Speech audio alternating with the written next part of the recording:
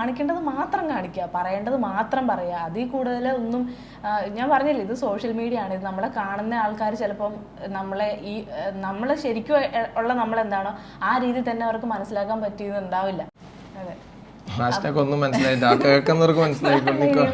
ഇനി ഒന്നുകൂടെ കാണുമ്പോൾ മനസ്സിലാവും. അതൊക്കെ എനിക്ക് ഒരിക്കലും ജീവിതത്തിൽ മറക്കാൻ പറ്റില്ല കേട്ടോ ആ കാര്യമൊക്കെ. പിന്നെ എന്താ ഡെലിവറിയുടെ സമയത്ത് കുത്തിയിരുന്നത്, അതെ, എന്റെ കൂടെ നിധിമോള് ഡെലിവറി ആവുന്ന സമയത്ത് ഞാൻ ഞെട്ടിപ്പോയി.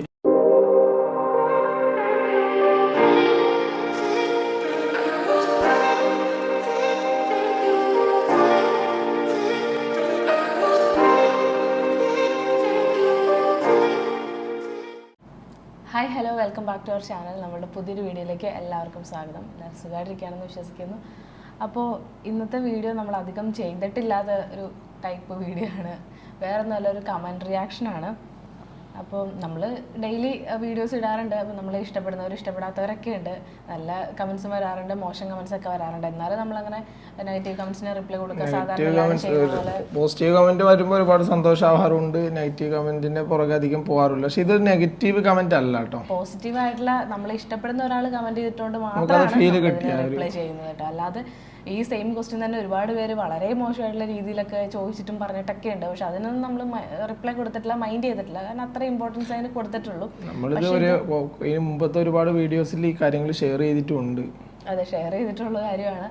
എന്നാൽ ഇത് കണ്ടപ്പോൾ റിപ്ലൈ ചെയ്യണം തോന്നി അല്ലേ? അങ്ങനത്തെ ഒരു കമന്റ് ആണ്. അപ്പോൾ അത് ഞാൻ എന്തായാലും കമന്റ് വായിക്കാം. അത് ഇട്ടേക്കുന്നത് അനസ് KS എന്ന് പറഞ്ഞിട്ടുള്ള ഒരു അക്കൗണ്ടിൽ നിന്നാണ്.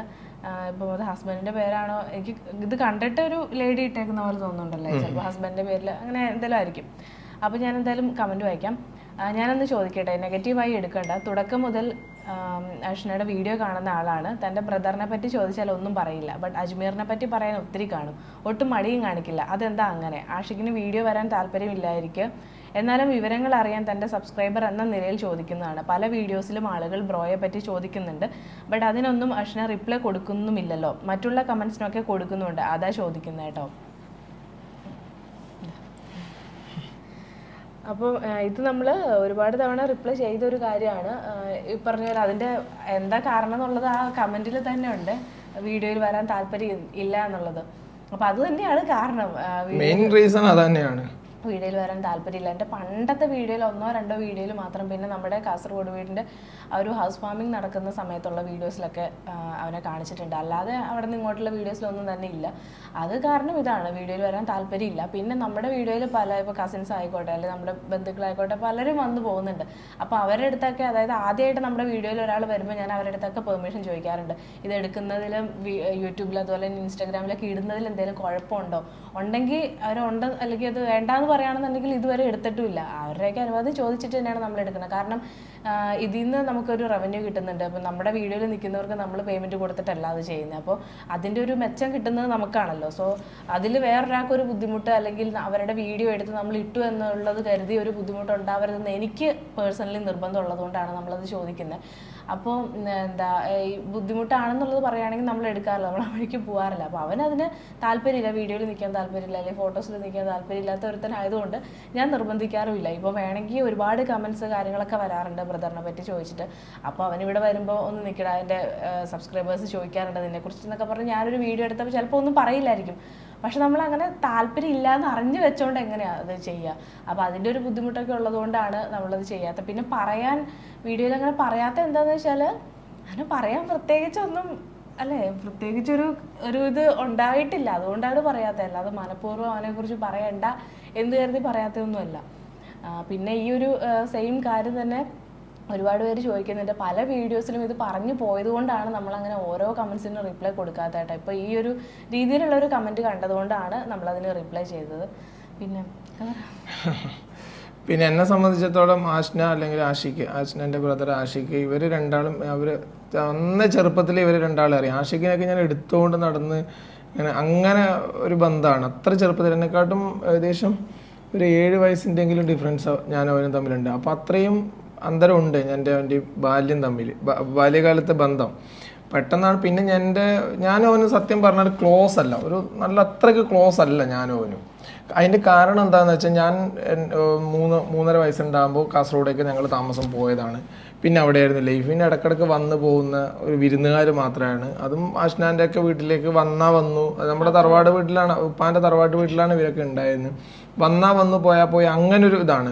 വരും ഒരു ദിവസം കൂടിപ്പോയി 2 ദിവസം, ആ ഒരു രീതിയിലൊക്കെ ഞങ്ങൾ നിൽക്കാറുള്ളൂ. അല്ലാതെ കസിൻസ് ആണെങ്കിലും അത്ര ഇല്ല.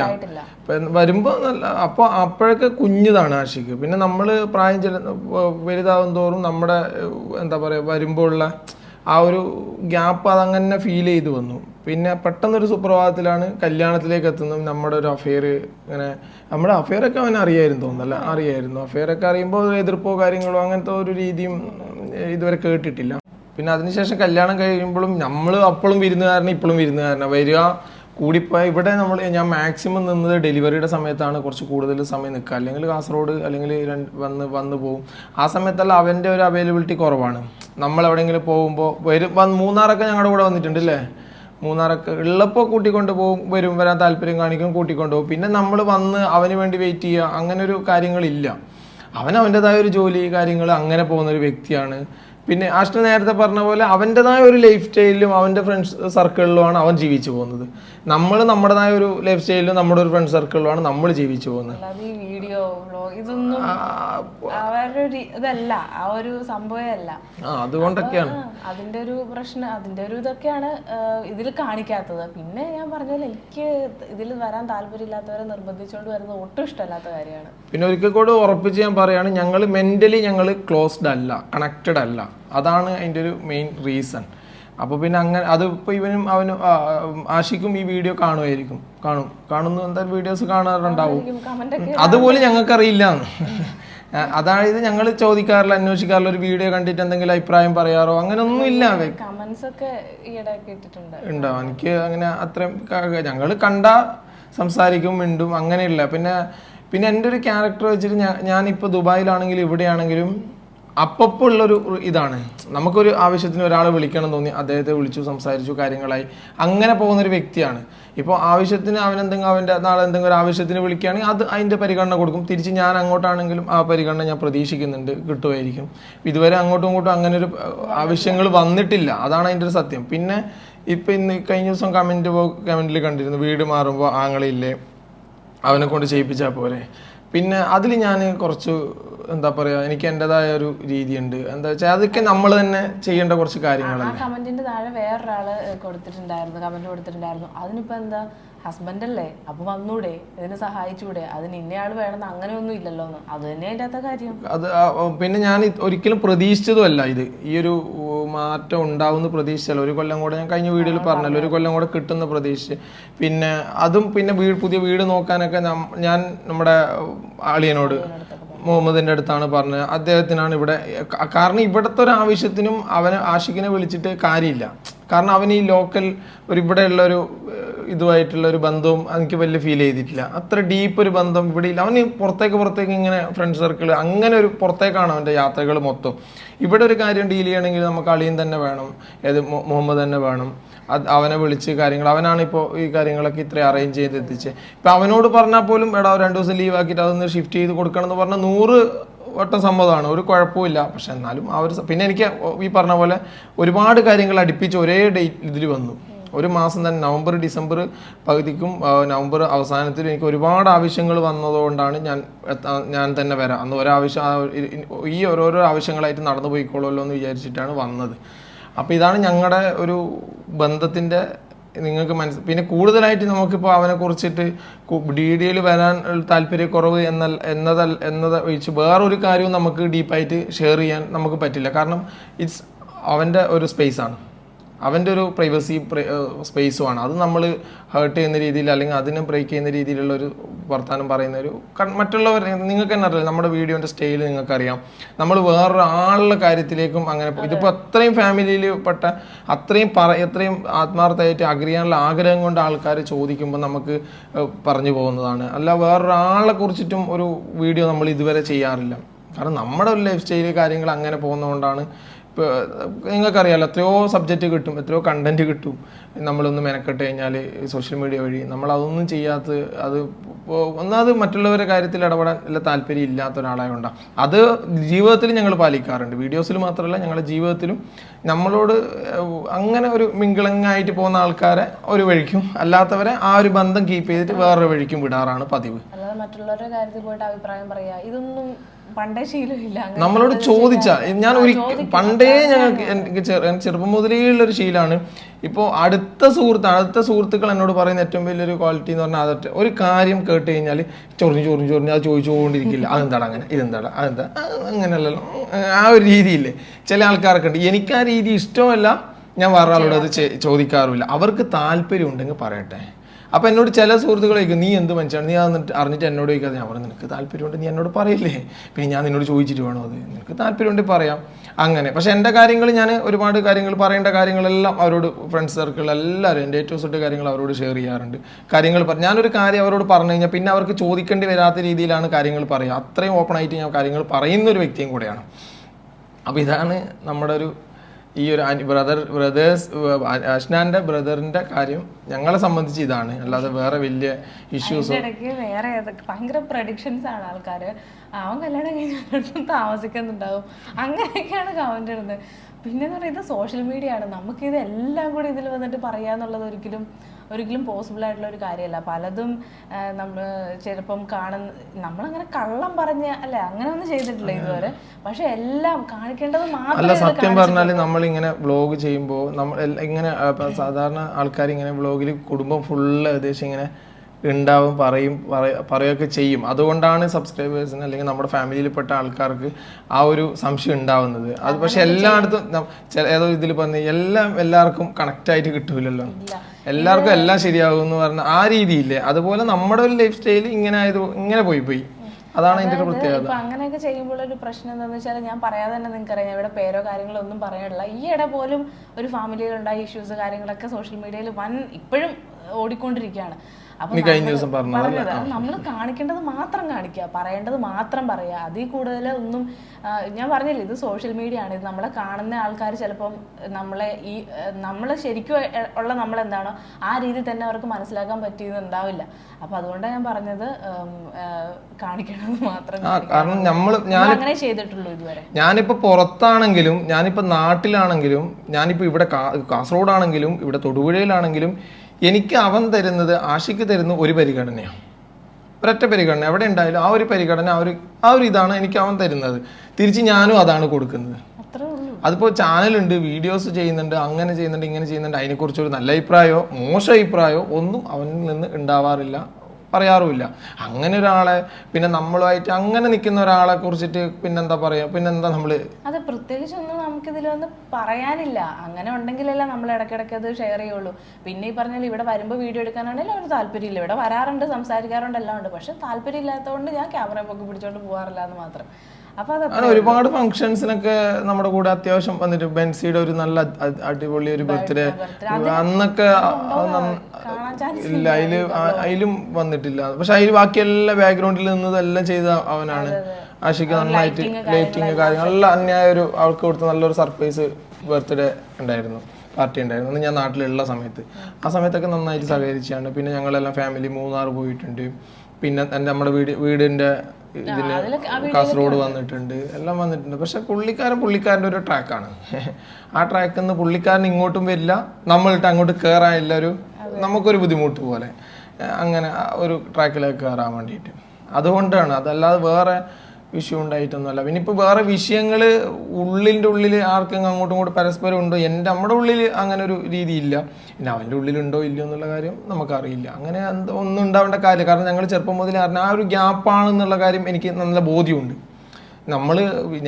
ഞാനൊന്നും 7 വയസ്സിൻ്റെ വ്യത്യാസം ഉണ്ടാകുമ്പോൾ നിങ്ങൾക്ക് തീർച്ചയായിട്ടും ഊഹിക്കാമല്ലോ. ആ ഒരു ഗ്യാപ്പ്, അത് കുടുംബത്തിൽപ്പെട്ട ഒരാളുടെ പെട്ടെന്നൊരു അളിയൻ എന്ന രീതിയിലേക്ക് അവനും ഉൾക്കൊള്ളാൻ പറ്റിയിട്ടില്ല, എനിക്കും ഉൾക്കൊള്ളാൻ പറ്റിയിട്ടില്ല. ഫ്രണ്ട്സ് എന്ന സർക്കിളിലേക്കും അവനും ഞാനും എത്തിപ്പെട്ടിട്ടില്ല. പിന്നെ എങ്ങനെയാ പിന്നെ നമ്മൾ നല്ല ഒരു ടീനേജ് പ്രായത്തിലാണ് നമ്മൾ ഏറ്റവും കൂടുതൽ ആൾക്കാരുമായിട്ട് മിങ്കിൾ ചെയ്യുക, ക്ലോസ് ആവുക, നല്ല നല്ല റിലേഷനിൽ പെടുക ടീനേജ്. പിന്നെ നമ്മുടെ വിവാഹശേഷം നമ്മൾ കൂട്ടുകൂടുന്നവർ നമ്മുടെ ബിസിനസ് പരമായിട്ടോ നമ്മുടെ ജീവിതമായിട്ട് ബന്ധപ്പെട്ടായിരിക്കും. മറ്റതാണ് നമ്മൾ കുറച്ചും കൂടെ ഡീപ്പ് ആവുക. ഇത് ടീനേജ് പ്രായത്തിലാണ് വേറെ തന്നെ ഒരു ബന്ധത്തിൻ്റെ ആഴം ഭയങ്കരമായിട്ട് ദൃഢമാവുന്നത് ആ സമയത്താണ്.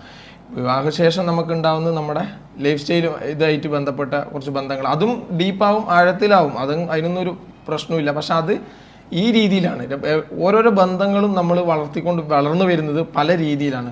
പക്ഷേ അതിൽ ഏറ്റവും സ്ട്രോങ് ആയിട്ടുള്ള ബന്ധം എന്ന് പറഞ്ഞാൽ ടീനേജാണ്. പിന്നെ ബാക്കിയൊക്കെ നമ്മൾ ടീനേജ് കഴിഞ്ഞിട്ട് കല്യാണം കഴിഞ്ഞ് പിന്നെ നമ്മൾ ഡീപ്പാവുന്ന ഒരു കല്യാണം കഴിയാത്തൊരു വ്യക്തിയായിട്ട് ഡീപ്പാവുക എന്ന് പറയുന്നത് ബുദ്ധിമുട്ടുള്ള കാര്യമാണ്. പക്ഷെ നമ്മൾ ആദ്യമായിട്ട് കാണുന്നവരാണെങ്കിൽ അത് കുറച്ചും കൂടെ എളുപ്പമാവും.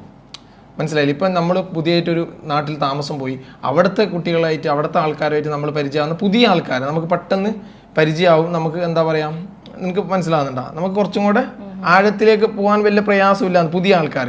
എന്നാൽ നമ്മുടെ പഴയ ആൾക്കാർ കുറേ വർഷങ്ങളായിട്ട് നമ്മുടെ കൂടെ ഉള്ളവരോട് പെട്ടെന്നൊരു ഡീപ്പ് നമുക്ക് ചെയ്യാം. ഒരു നല്ല ആഴത്തിലുള്ള ഒരു ബന്ധത്തിലേക്ക് പോകാൻ കുറച്ച് ബുദ്ധിമുട്ടാണ്. കാരണം അത് ഓൾറെഡി നമ്മൾ ഭിത്തിയിൽ ആണിയടിച്ച് വെച്ച പോലെയുള്ള ഒരു ബന്ധം ഓൾറെഡി അവിടെ ഉണ്ട്. ഒരു ഗ്യാപ്പ് ഉണ്ട്. ഇന്നയാളാണ് ഇന്ന ക്യാരക്ടറാണ് ഇങ്ങനെയാണ് എന്ന് മനസ്സിലാക്കിയിരിക്കുന്നത്.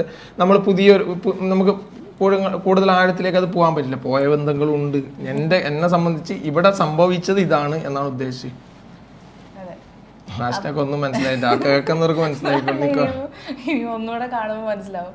പിന്നെ അജ്മീറിന്റെ കാര്യം, ഈ അജ്മീർ ഞാനും തമ്മിലുള്ള ഒരു ബന്ധം എന്ന് വെച്ചാൽ അതിനെ എങ്ങനെ അത് ഡിഫൈൻ ചെയ്യാന്നുള്ളത് എനിക്കറിയില്ല. കാരണം അത്രയും ഒരു സ്ട്രോങ് ആയിട്ടുള്ളൊരു ബോണ്ടാണ് ഞങ്ങൾ തമ്മിലുള്ളത്. അത് എന്താ ഈ പറഞ്ഞ പോലെ ഇക്ക പറഞ്ഞല്ലേ, ആഷിക്കിൻ്റെ ഇക്കയുടെ കേസ് പറഞ്ഞില്ലേ, കല്യാണത്തിന് മുമ്പേ അറിയാന്നുള്ളത്. ഞങ്ങൾ തമ്മിൽ അതുപോലെ തന്നെ കല്യാണത്തിന് മുമ്പേ അറിയാം. പക്ഷെ ഫോണൊക്കെ വന്ന സമയത്ത് ഞങ്ങൾ തമ്മിൽ മെസ്സേജ് അയക്കാറൊക്കെ ഉണ്ട്. പിന്നെ ഈ ഒരു എന്താ പറയുക, കല്യാണം കഴിഞ്ഞ് അവിടെ പോയതിനു ശേഷം എൻ്റെ അതായത് ഹസ്ബൻഡിൻ്റെ അനിയൻ എന്നുള്ളതിനെക്കാട്ടിലും എൻ്റെ ഇപ്പം ഇക്ക പറഞ്ഞില്ല ഫ്രണ്ടായിരിക്കാൻ ഇക്കാക്ക് പറ്റില്ല എന്നുള്ളത്. പക്ഷെ എനിക്ക് പറ്റുമായിരുന്നു അതിന്. അവനുമായിട്ട് ഞാൻ ഭയങ്കര ഒരു ഫ്രണ്ട്ഷിപ്പായിരുന്നു. അത് അന്നും ഇന്നും എന്നും അതങ്ങനെ തന്നെയാണ്. ഒരു എന്താ പറയുക, അവനൊരു ശരിക്കും എൻ്റെ ഒരു ബെസ്റ്റ് ഫ്രണ്ട് അല്ലെങ്കിൽ ഒരു ഗുഡ് ഫ്രണ്ടാണ് അവൻ എനിക്ക്. അപ്പം പിന്നെ എന്താ പറയുക, ഹസ്ബൻഡിൻ്റെ അനിയൻ എന്നുള്ളതിനേക്കാൾ ഉപരി അങ്ങനെയാണ്. അപ്പോൾ അത് ആദ്യ സമയത്തൊക്കെ നമ്മൾ വീഡിയോ ചെയ്യുന്ന സമയത്ത് ഇവൻ എന്നെ ഇടിപാടി പൊടി പേരൊക്കെ വിളിക്കുമ്പോഴത്തേക്കും അന്ന് കുറേയൊക്കെ ഓർക്കണ്ടോ, കുറേ കമന്റ്സ് വരുമായിരുന്നു, ചേട്ടത്തിനാണ് ഇങ്ങനെ വിളിക്കണേ, ഇത്താന്നൊക്കെ അല്ലേ വിളിക്കണ്ടേന്നുള്ളത്. പക്ഷെ അങ്ങനെയല്ല. അതിനെ കുറിച്ചാണ് ഞാൻ കുറച്ച് മുമ്പ് പറഞ്ഞു തീർന്നത്. എനിക്ക് മനസ്സിലായില്ലാത്തൊരു പോർഷൻ പറഞ്ഞില്ലേ, അതാ അതിനെ കുറിച്ചിട്ടാണ് ഞാൻ പറഞ്ഞത്. ഓക്കെ, കണ്ടിന്യൂ ചെയ്തോളൂ. അതായത് നേരത്തെ മുതൽ അങ്ങനെ വിളിക്കാത്തതുകൊണ്ട് നമുക്കത് പെട്ടെന്ന് പറ്റില്ല. അതാണ് അവിടെ സംഭവിച്ചത്. അപ്പൊ ഇപ്പോഴും ഞങ്ങൾ അങ്ങനെയാണ് വിളിക്കുന്നത്.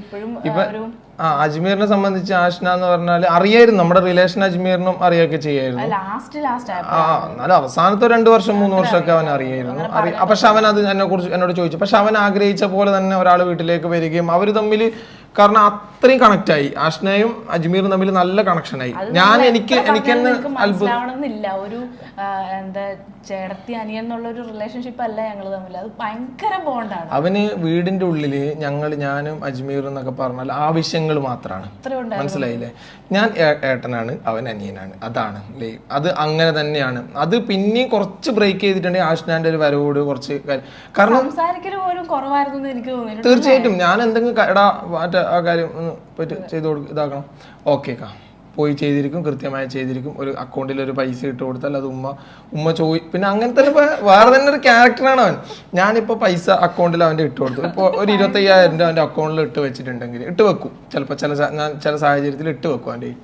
അപ്പോൾ അവൻ ഉമ്മ എന്നോട് പറയടാ മോനെ ഇന്ന ആവശ്യങ്ങളുണ്ട്, ഇന്ന കാര്യങ്ങളുണ്ട്, എന്താ ചെയ്യേണ്ടത്, പൈസ വേണമല്ലോ, അവൻ്റെ ഉണ്ട് ചോദിച്ചോ, അവൻ്റെ അക്കൗണ്ടിൽ പൈസ ഉണ്ടല്ലോ വാങ്ങിച്ചോ പറയും.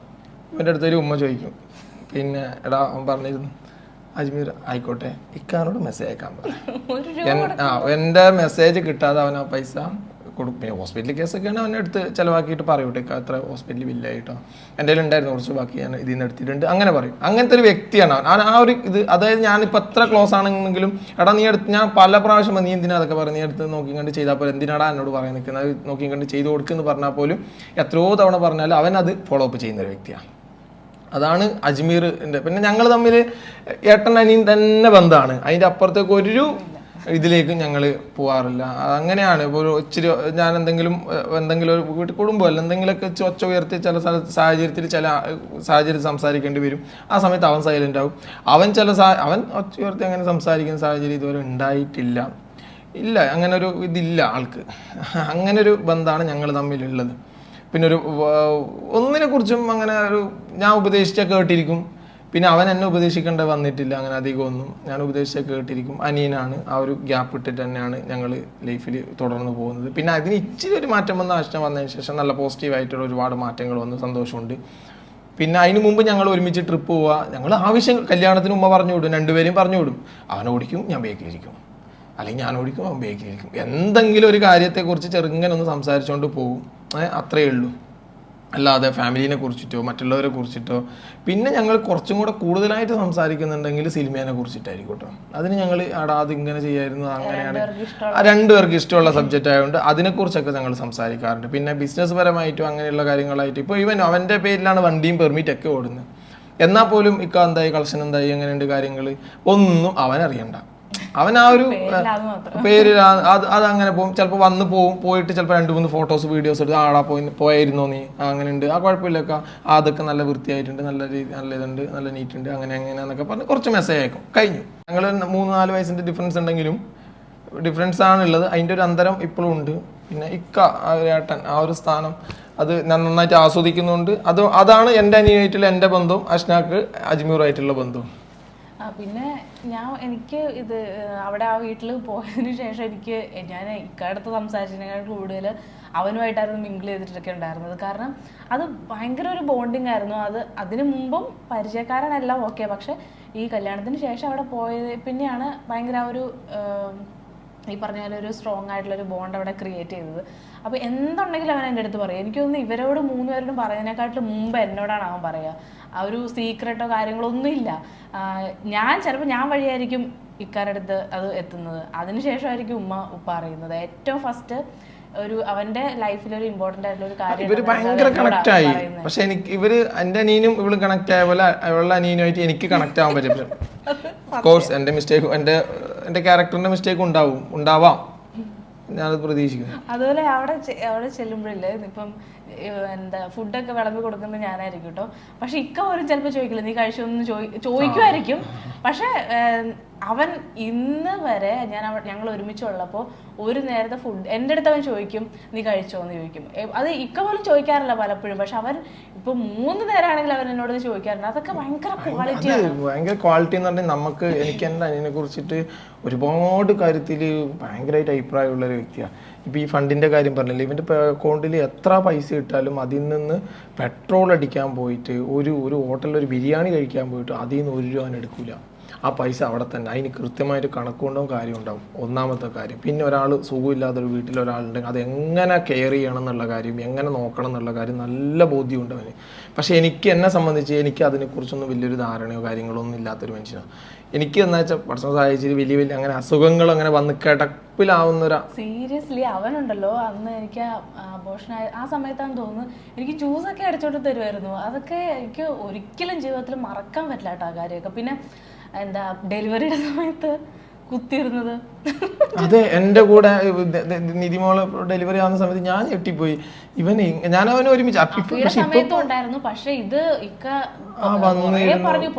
പോയി കിടന്നോടാ, ഞാൻ വന്നേക്കാന്ന് ഇപ്പൊ ഇല്ല കുറച്ച് കഴിഞ്ഞിട്ട് അവിടെ തന്നെ അഫീനെ നോക്കി ഞങ്ങളുടെ കാര്യങ്ങളും അവിടെ ചായയൊക്കെ എടുക്കുമ്പോൾ അടിച്ചുകൊണ്ട് തന്ന്. എന്താണ് അതൊക്കെ നമുക്ക് പിന്നെ എന്താ പറയാ, അതൊക്കെ ഇങ്ങനെ വന്ന് പറയുന്നതിൽ നമുക്കൊരു ഇതുണ്ട്. എന്താ വെച്ചാൽ അതൊക്കെ ഉള്ളിൽ ആ ഒരു സ്നേഹം. പക്ഷെ ഞാൻ അവനോട് എനിക്ക് ഒരുപാട് ഇങ്ങനെ പുറത്ത് കാണിക്കണമെന്നുണ്ട്. പക്ഷെ എൻ്റെ പ്രശ്നം എന്താ വെച്ചാലേ, അത് ഏതോ ഇതിൽ പറയുന്ന പോലെ അങ്ങനെ ഒരു പ്രശ്നം എനിക്കും ഉണ്ട്. അതെൻ്റെ ഒരു മിസ്റ്റേക്കാണ്. ഈ പുറത്ത് കാണിക്കാതെ സ്നേഹിക്കരുത്, പുറത്ത് കാണിക്കണം നല്ലോണം. പക്ഷെ അത് എല്ലാവരുടെ അടുത്തും എനിക്ക് ഓക്കെയാണ്, പക്ഷെ അവൻ്റെ അടുത്ത് അത് ഓക്കെ അല്ല. ഇച്ചിരി ഫ്രീഡം കൂടി പോകുന്നൊരു പേടി അങ്ങനെയാണോ എന്ന് എനിക്കറിയില്ല. ഞാൻ ആസ്വദിക്കുന്നുണ്ട് അവൻ്റെ എനിക്കൊരൊറ്റ അനിയനല്ലേ ഉള്ളൂ. അവൻ്റെ ആ ഇക്ക എന്നുള്ള വിളിയും അവൻ്റെ ആ ഒരു ഗ്യാപ്പും ഞാൻ ആസ്വദിക്കുന്നുണ്ട്. അതാണ് ഏറ്റവും വലിയ ഇത്. ആ ഒരു സുഖമില്ലൊരു ഏട്ടൻ, ഒരു ഇക്കാക്ക, ഒരു സുഖമുള്ളൊരു പരിപാടി എങ്ങനെ പോയിക്കൊണ്ടിരിക്കുക.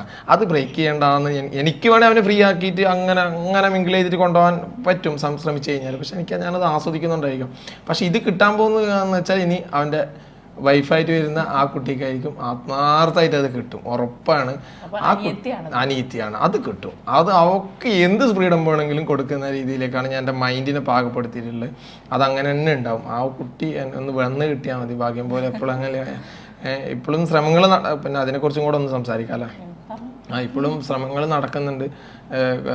ശ്രമങ്ങൾ ഇങ്ങനെ ചെറിയ രീതിയിൽ തുടങ്ങിയിട്ടുണ്ട്, നടക്കുന്നല്ല ചെറിയ രീതിയിൽ തുടങ്ങിയിട്ടുണ്ട്.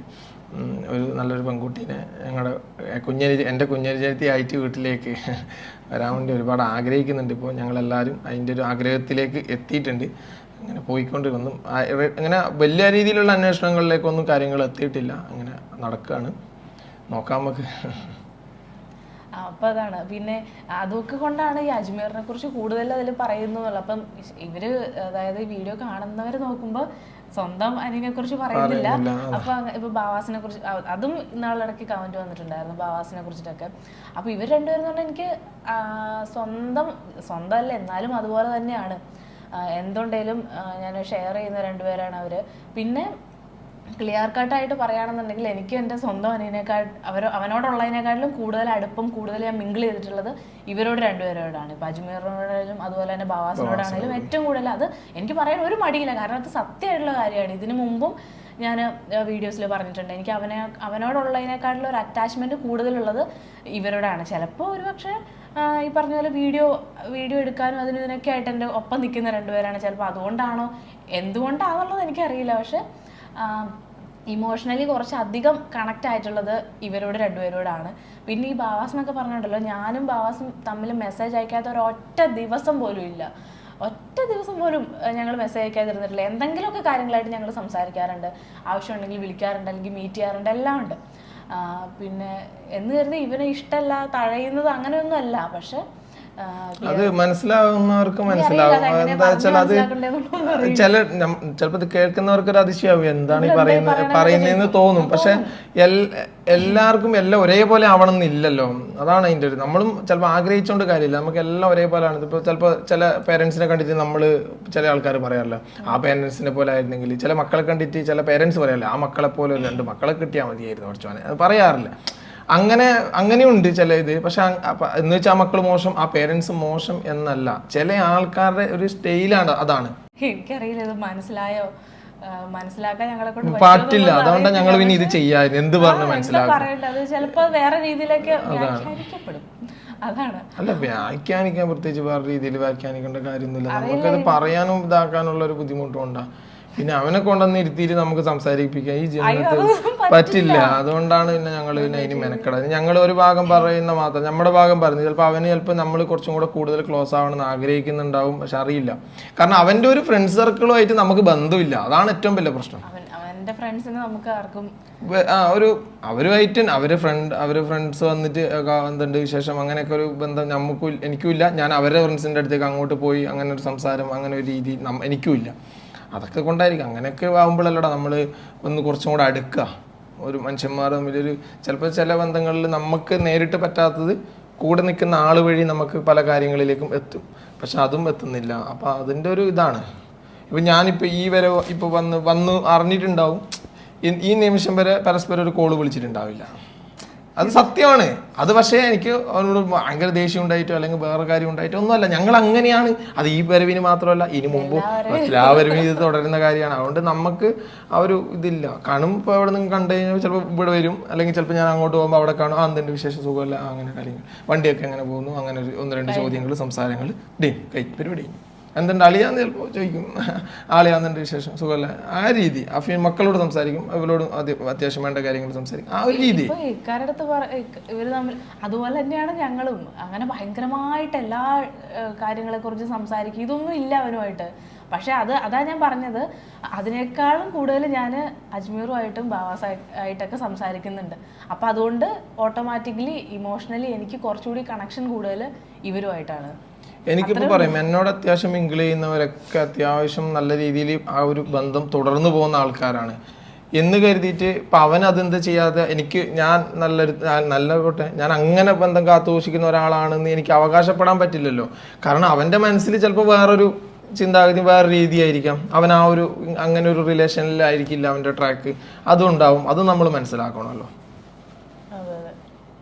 അതിൽ ഓരോരുത്തരുടെ ഇഷ്ടമാണ്. അത് നമുക്ക് അതിൽ പോയിട്ട് നീ എന്താ ഇങ്ങനെ അതൊന്നും ചോദിക്കാൻ നമുക്ക് പറ്റില്ലല്ലോ. അത് ഇങ്ങോട്ടേക്കും ചോദിക്കാൻ പറ്റില്ല, അങ്ങോട്ടേക്കും. അത് ഓരോരുത്തരുടെ ഒരു ഫ്രീഡം ആണ്. പിന്നെ ഞാൻ കഴിഞ്ഞ ദിവസം പറഞ്ഞു, കഴിഞ്ഞ ആരോ വിസ പുതുക്കാൻ വേണ്ടിയിട്ട് ഇവിടെ വരണോ, പാസ്പോർട്ട് പുതുക്കാൻ വേണ്ടിയിട്ട് ഇവിടെ വരണോ, അതൊക്കെ ഓക്കെ. ഞാൻ ചോദിക്കട്ടെ, എൻ്റെ കാര്യത്തിൽ ഇപ്പോൾ ഈ വന്ന കാര്യത്തിൽ ഒന്നാമത് മെയിനായിട്ട് വീട് മാറുന്ന ഒരു കാര്യം ഇങ്ങനെ വന്നിട്ടുണ്ട്. അപ്പോൾ ആ സമയത്ത് വന്ന് കാര്യങ്ങളെല്ലാം അറേഞ്ച് ചെയ്തിട്ട് ഒന്ന് പോവാം. രണ്ടാമത് പാസ്പോർട്ട് തീർന്നു, വിസ തീർന്നു. പിന്നെ നാലാമത്തെ കേസ് ഇനി ഞാൻ ഇവിടെ വരാതെ നടക്കാത്തൊരു കേസാണ്. അത് മറ്റേ അത് നിങ്ങൾക്ക് പിന്നീട് ഞാൻ ഷെയർ ചെയ്യാം. ഏതാ നാലാമത്തെ അഞ്ചാമത്തെയും ഏത് ഒന്ന് ഫോണിൻ്റെ ആ ഒരു സംഭവം കോടതിയിലേക്ക് ഇങ്ങനെ മൂവ് ചെയ്ത് എത്തി, കോടതിയിലേക്ക് എത്തുന്ന ഒരു ഇതുണ്ട്. അതിന് ഞാൻ വന്ന് ഇവിടെ ബാക്കിയുള്ള കാര്യങ്ങൾ ചെയ്യാൻ പറ്റില്ല. ഞാൻ പറഞ്ഞത് എല്ലാം നമുക്ക് ഇതിൽ വന്നിട്ട് പറ്റില്ല. അഞ്ചാമത്തെ കേസ് എന്ന് പറഞ്ഞാൽ പുതിയൊരു സംരംഭം ഇങ്ങനെ സ്റ്റാർട്ട് ചെയ്യേണ്ട പരിപാടിയുണ്ട്. ഒന്നല്ല, 2 സംരംഭം. ആ 2 സംരംഭത്തിനും എന്നോട് ഞാൻ ഏൽപ്പിച്ചവർ പറഞ്ഞു നിങ്ങൾ വന്നേ പറ്റൂ. ഒന്ന് കർണാടകത്തിൽ ഇതുള്ള നമ്മുടെ ഇതിന്റെ പരിപാടി പറഞ്ഞില്ലേ, ആ പരിപാടിക്കും ഞാൻ ഇവിടെ വന്ന് അവിടെ ലൊക്കേഷൻ കണ്ട് സ്ഥലം കണ്ട് എനിക്ക് ഓക്കെ ആണെങ്കിൽ മാത്രം. കാരണം അവർ പറയുന്നത് അങ്ങനെയല്ല, നമ്മൾ ഇഷ്ടപ്പെട്ട് ഇതാക്കി കഴിഞ്ഞാൽ നിങ്ങൾക്കത് പിന്നെ ഒരു സംസാരത്തിൽ അവർ പറയുന്നത് ശരിയാണ്. അപ്പോൾ അതിപ്പോൾ കഴിഞ്ഞ ദിവസം വന്ന് 1-2 സ്ഥലം പോയിട്ട് കണ്ടു. അപ്പോൾ 3-ാമത്തെ സ്ഥലം കാണാൻ ഇന്ന ആളെ ഏൽപ്പിച്ചിട്ടുണ്ട്. അത് ഞാൻ പോയി കണ്ടതിന് ശേഷമാണ് അതിനും ഓക്കെ വരാം. പിന്നെ വേറെ ഒരു സംഭവം ഇത് വരുന്നത് ആലപ്പുഴയിലാണ്. ആലപ്പുഴയിലും ഞാൻ ഇല്ലാതെ നടക്കില്ല, വേറൊരാളെ ഏൽപ്പിച്ച് വിടാൻ പറ്റില്ല. അങ്ങനെ 5-6 കേസ് വരുമ്പോൾ പിന്നെ വരലല്ലാതെ വേറെ നിവൃത്തി വന്നു പോകുമല്ലോ. എനിക്കൊരു ചാനലുണ്ട്, ഞാൻ വ്ലോഗ് ചെയ്യുന്നുണ്ടെന്നുള്ളതിലൊക്കെ. പിന്നെ വേറൊരു കാര്യം ഞാൻ സത്യസന്ധമായിട്ട് പറയാം, ഇന്ന് വരെ 1 വർഷം തികച്ച് ഞാൻ നിന്നിട്ടില്ല. ഇല്ല കാര്യം, മാക്സിമം നിന്നത് 10 മാസമാണെന്ന് തോന്നുന്നു. ആ കൊറോണയുടെ സമയത്ത് നിൽക്കാറില്ല. എന്തെങ്കിലും ഒരു ഇതായിട്ട് വരും. ഞാൻ പോകുമ്പോൾ എനിക്കിപ്പോൾ ഇതേ ഉള്ളൂ പറയാം. ഈ അപ്പോൾ വരണം അങ്ങനെയൊക്കെ ചിന്തിക്കുന്നവരോട് ഒരൊറ്റ കാര്യം എനിക്ക് സജഷൻ ചെയ്യാനുള്ളൂ. പുറത്ത് രാജ്യത്ത് നമ്മൾ പോകുമ്പോൾ ഉറക്കം ഒരു 5 മണിക്കൂർ 6 മണിക്കൂർ ആക്കിയാൽ മതി, നിങ്ങൾക്കും വരാൻ പറ്റും. അത് മനസ്സിലാവേണ്ടവർക്ക് മനസ്സിലായിക്കോളും. അല്ല, നമ്മുടെ ഉറക്കം കുറച്ചാൽ മതി. നമ്മളെ ഇഷ്ടത്തിന് നമ്മളിങ്ങനെ എന്താ പറയുക, നമുക്ക് നമ്മുടെ ഉത്തരവാദിത്തങ്ങൾ നല്ല രീതിയിൽ നിർവഹിക്കുകയും നമ്മുടെ റെസ്റ്റ് ടൈം ഒരു അല്പം കുറയ്ക്കുകയും ചെയ്ത് കഴിഞ്ഞാൽ നമ്മൾക്ക് നമ്മുടെ ആവശ്യങ്ങൾക്കനുസരിച്ച് കാര്യങ്ങൾ മുന്നോട്ട് കൊണ്ടുപോകാൻ പറ്റും. അത് നിങ്ങൾക്ക് പിന്നീട് മനസ്സിലാവും. കുറച്ച് ഇരുന്ന് ചിന്തിക്കുമ്പോൾ ചിലപ്പോൾ മനസ്സിലാവും. കാശ് ഉണ്ടല്ലോ എന്തും ചെയ്യാനോന്നൊക്കെ ഉള്ളതാണ് കമന്റ്സ്. ഇതിനൊക്കെ എന്താ പറയാ, ഇതൊന്നും അല്ലാത്തൊരു കാലം ഉണ്ടായിരുന്നു നമുക്ക്. അന്ന് പിന്നെ ചാനലില്ലാത്തോണ്ടൊന്നും എടുത്തിടാൻ പറ്റില്ല, അത്രേ ഉള്ളൂ. പിന്നെന്താ ഷിക്കാഗോ, ഇതൊക്കെ ഗതികേടാണ്. എനിക്ക് ചാനലുള്ളതുകൊണ്ട് ഇതൊക്കെ വന്നിരുന്നു. ദുബായിൽ നിന്ന് ഇവിടെ വന്നത് എന്തിനാണ്? കാരണം ഞാൻ ഏറ്റവും കൂടുതൽ ഹാപ്പിയാണ്. ഈ കുടുംബം ഉള്ളത് കൊണ്ട് തന്നെ ആഷ്നാന്റെ ലൈഫ് സ്റ്റൈലിൽ ഒരുപാട് മാറ്റങ്ങൾ വന്നിട്ടുണ്ട്.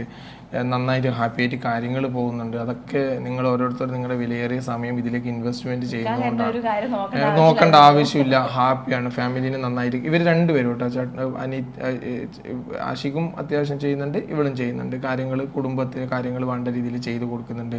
പേരൻസിന് ഈ സമയത്ത് അവർക്കൊരു നല്ല റെസ്റ്റ് കൊടുക്കാൻ പറ്റുന്നുണ്ട്. ഞാൻ എത്ര വർഷങ്ങൾക്ക് മുമ്പ് കൊടുത്തുകൊണ്ട് അതിൻ്റെ സന്തോഷം എന്താണ്, നമ്മളതിൽ സംതൃപ്തി എത്രത്തോളം നമ്മുടെ ഉള്ളിൽ ഉണ്ടാവും എന്ന് മനസ്സിലാക്കാൻ എനിക്ക് പറ്റും. അപ്പോൾ ഞാൻ അവളുടെ കൂടെ ട്രാവൽ ചെയ്യുമ്പോൾ, അവളുടെ കൂടെ നടക്കുമ്പോൾ ഞാനത് മനസ്സിലാക്കണം അല്ല. അതല്ലാതെ പെട്ടെന്ന് എനിക്കിതിനൊന്നും മറുപടി പറയേണ്ട കാര്യമില്ല.